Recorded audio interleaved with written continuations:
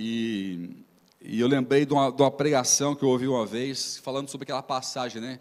Prepara-me uma mesa na presença dos meus inimigos. Muito mal interpretada, por sinal.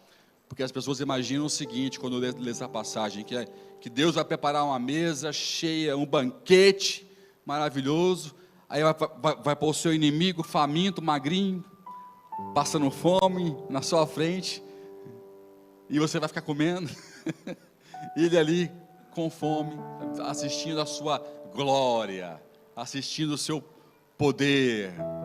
Não é isso que fala o versículo. Você já viu quando você está de mal de alguém, ou não foi com a cara de alguém, Deus parece que põe essa pessoa na sua frente? Você está andando na calçada, vem andando na sua frente o fulano que você não quer ver. Você atravessa a rua, o cara atravessa junto.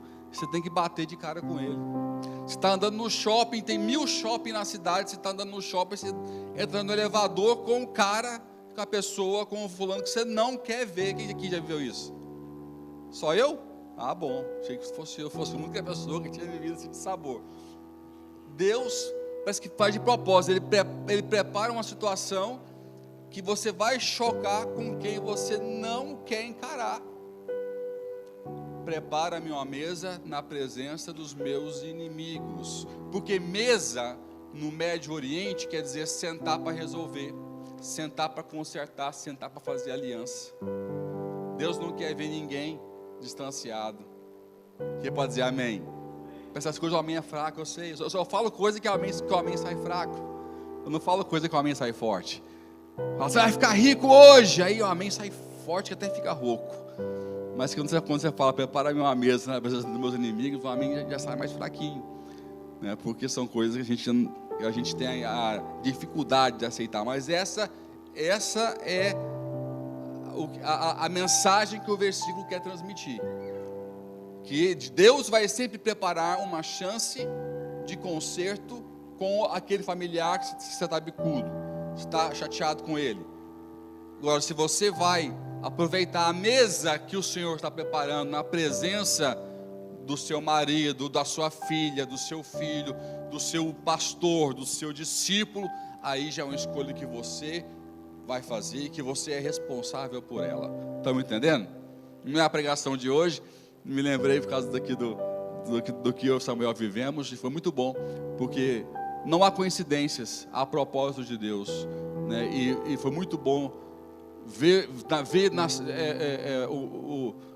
a bênção que Samuel ministrando louvor, e isso ser reativado, nascer ali no revisão, e essa cumplicidade, e eu poder fazer parte desse momento na vida dele. Então foi maravilhoso, né? Eu estava lá, o Orias, lembra dessa situação. Então foi muito gostoso, e eu louvo a Deus por isso, amém? Então, sempre que Deus te der, que você achar que azar que eu tive, não é que azar que você teve, de encontrar com o cara na calçada, de bater com ele no elevador. Deus preparou um ambiente, um momento para você fazer um concerto. Aproveite. Quem pode dizer um amém? Oh, foi mais forte, você aprendeu? Aumenta a lição de falar amém mais forte, sem você querer. É isso aí mesmo. A lição é essa, você aprendeu. É sem a gente querer mesmo. O amém tem que ser assim, porque Deus preparou o melhor para mim, mesmo que eu não entenda e mesmo que eu não queira. E aí que eu sou feliz, quando eu aceito isso e passo a viver isso. Amém? Louvado seja Deus. Vamos aqui para a palavra então. Nós vamos sair agora do assunto que nós estávamos 3 semanas. Foram 3 séries de palavras que eu te recomendo a estudar sobre amor, tá? Abordamos várias faces do amor. A face explosiva, que eu chamei de bomba atômica do amor. A face da frequência, que eu chamei de sintonia do amor. E agora, por último, que foi a eterna chama do amor. Então, as 3 palavras estão no canal da igreja e também estão no meu canal. Se você não pegou esse estudo, você pode agora, a semana toda, ouvir logo as 3. Não importa a sequência, uma não depende da outra. E você pode aprender essas 3 faces do amor, que são muito importantes entendermos e praticarmos Essas 3 faces, ok? E quero entrar agora para um outro assunto com vocês, para a gente continuar crescendo na palavra de Deus, amém? Quero te perguntar algo importante. Como é que você adquire autoridade? Você consegue entender que nós não conseguimos fazer nada sem autoridade? Quem que consegue ter essa percepção? Tem coisas que nós temos autoridade naturalmente. Por exemplo, uma mulher tem autoridade para ser mãe, certo? É natural.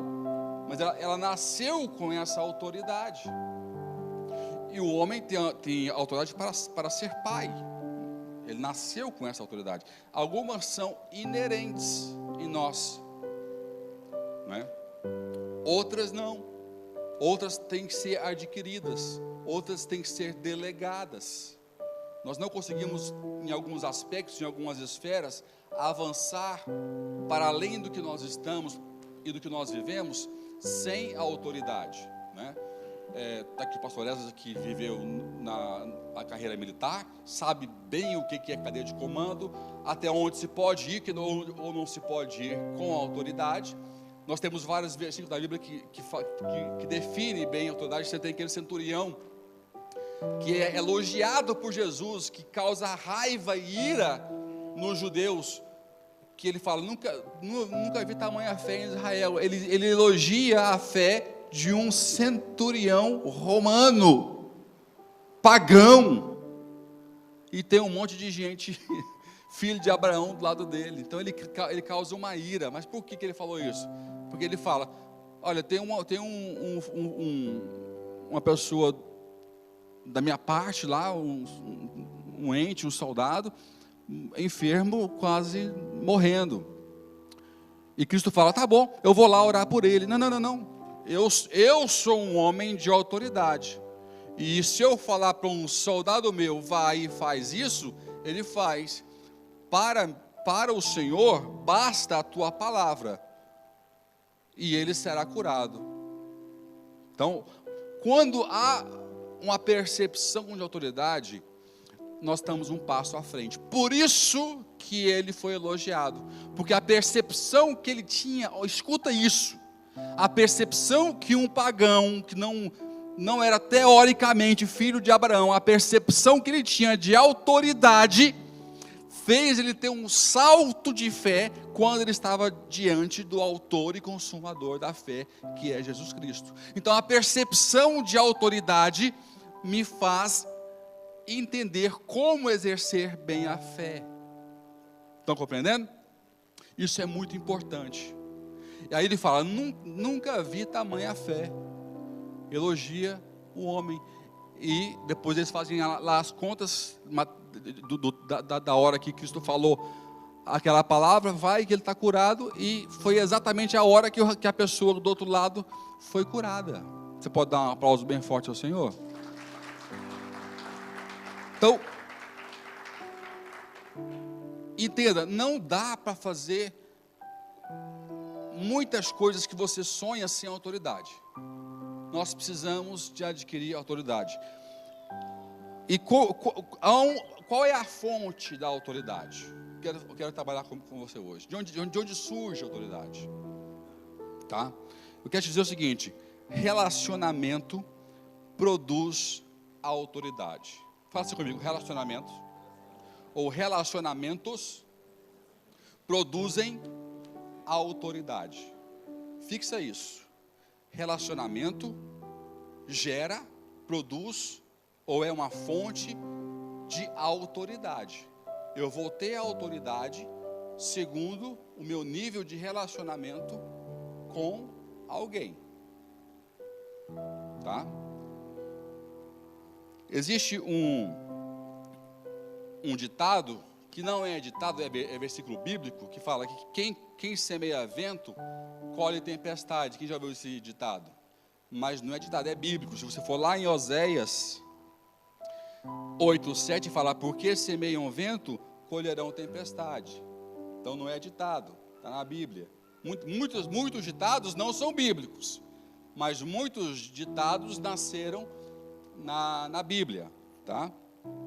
Só que eu quero te falar uma coisa: quem semeia vento, colhe tempestade. Mas quem semeia relacionamento, colhe autoridade sobre a tempestade.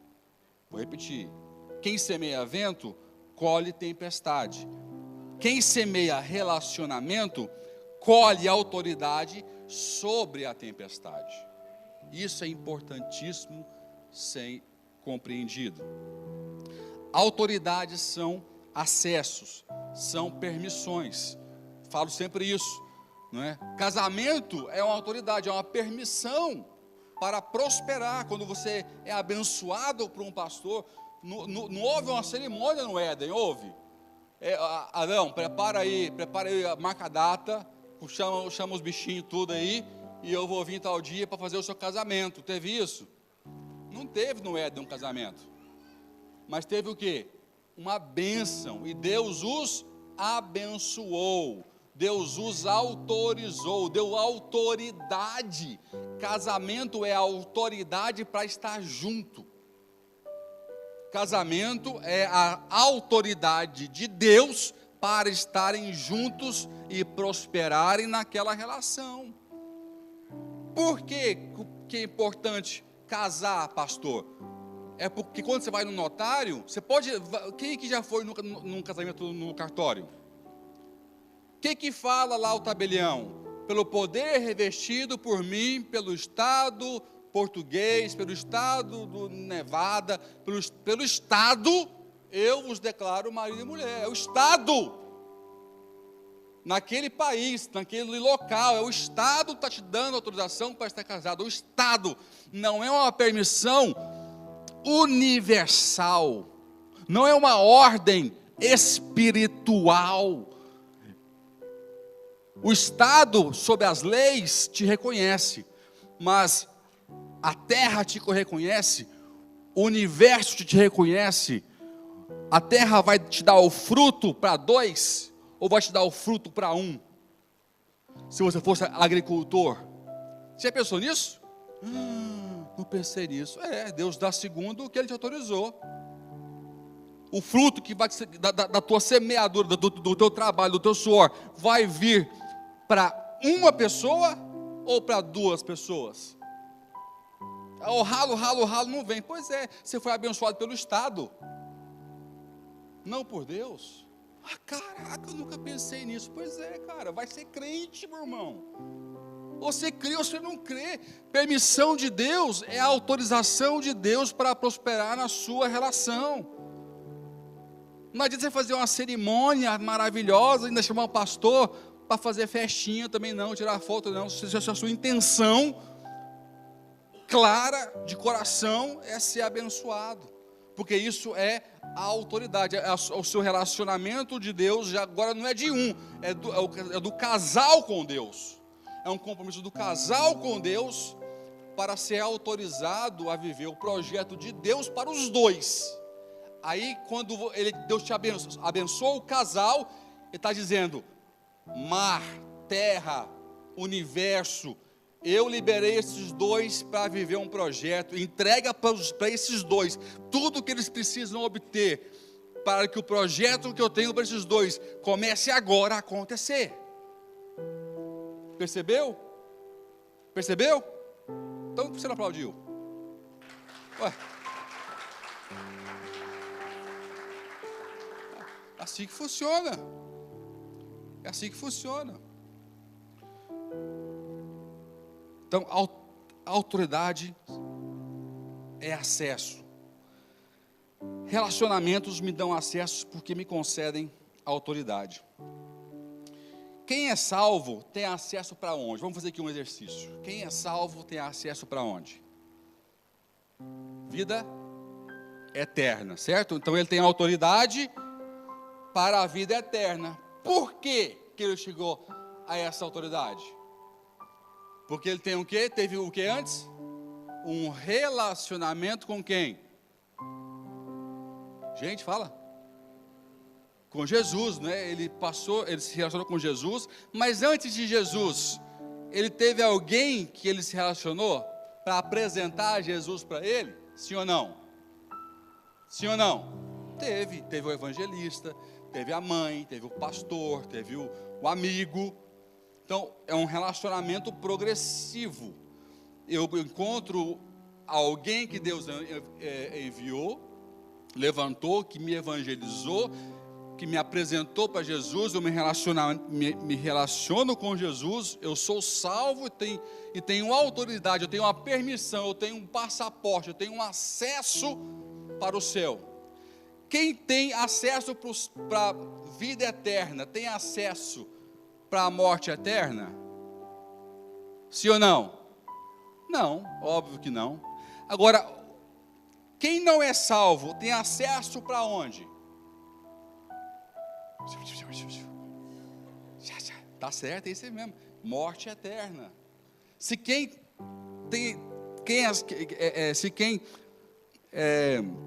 é salvo tem acesso à vida eterna, quem não é salvo tem acesso à morte eterna. Então, qual que é a sua autoridade? É o passaporte para o lugar quente. Por quê? Por causa dos relacionamentos que ele escolheu ter. Nesses relacionamentos, ninguém apresentou para ele Jesus, que é o único caminho, que ele é o caminho, a verdade e a vida, e ninguém vem ao Pai a não ser por ele. Então, repara, falamos aqui de dois tipos de autoridade. Uma para a vida eterna, outro para a morte eterna. Não tem meio termo. Não posso ficar mais ou menos? Não pode, não tem mais ou menos no mundo espiritual. Ou é vida ou é morte. Ou é salvação ou é perdição. Ou é prisão ou é libertação.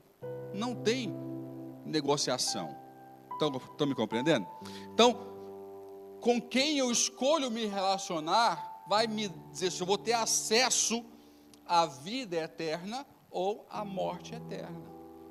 Porque os relacionamentos definem a minha autoridade e os meus níveis de autoridade ao longo da minha vida. Tá? Isso é imperativo. Então, tanto um não consegue ter acesso ao que o outro tem.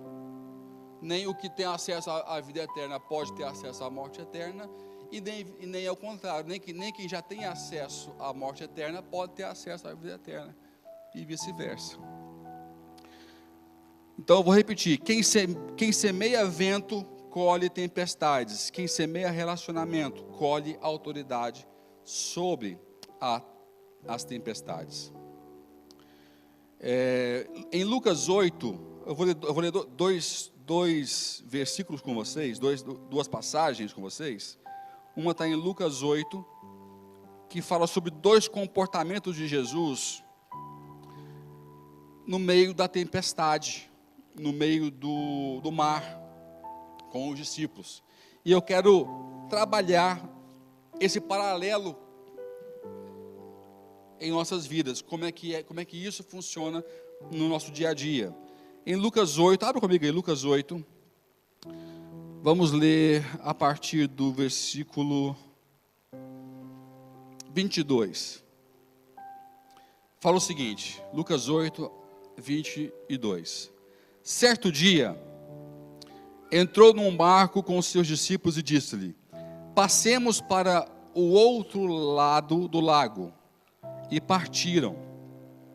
Enquanto navegavam, Jesus adormeceu.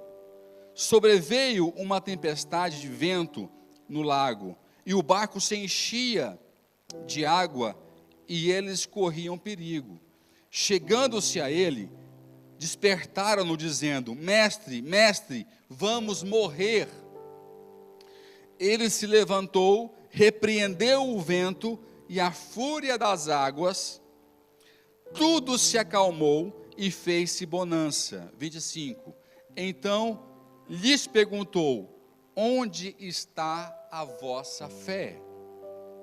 Eles, temendo, maravilharam-se, dizendo uns aos outros: quem é este que até os ventos e a água lhe obedecem?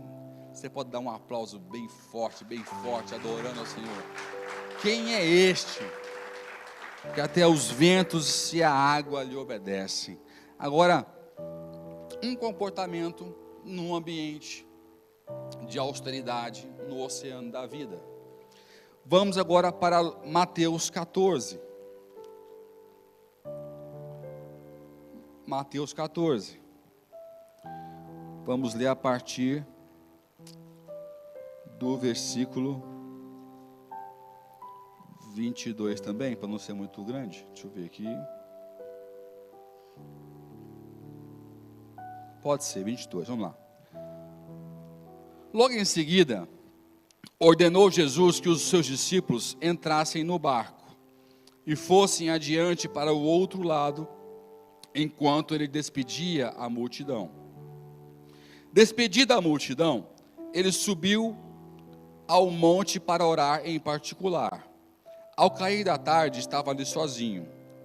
Entretanto, o barco já estava no meio do mar, atingido pelas ondas, porque o vento era contrário. Na quarta vigília da noite, dirigiu-se Jesus a eles, andando por sobre o mar. Os discípulos, vendo-o caminhar sobre o mar, assustaram-se, dizendo: é um fantasma, e gritaram de medo. Jesus, porém, imediatamente lhes disse: coragem, sou eu, não tenham medo.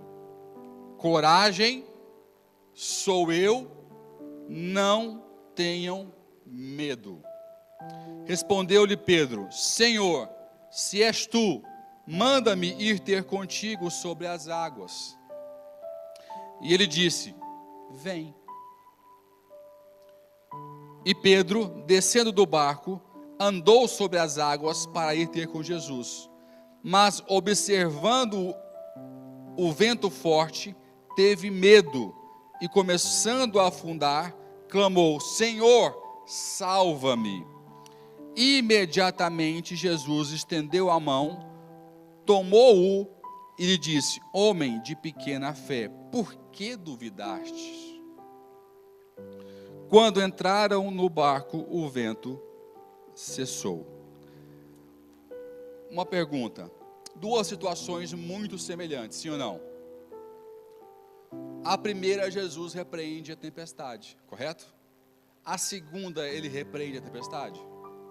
Não. Olha que interessante.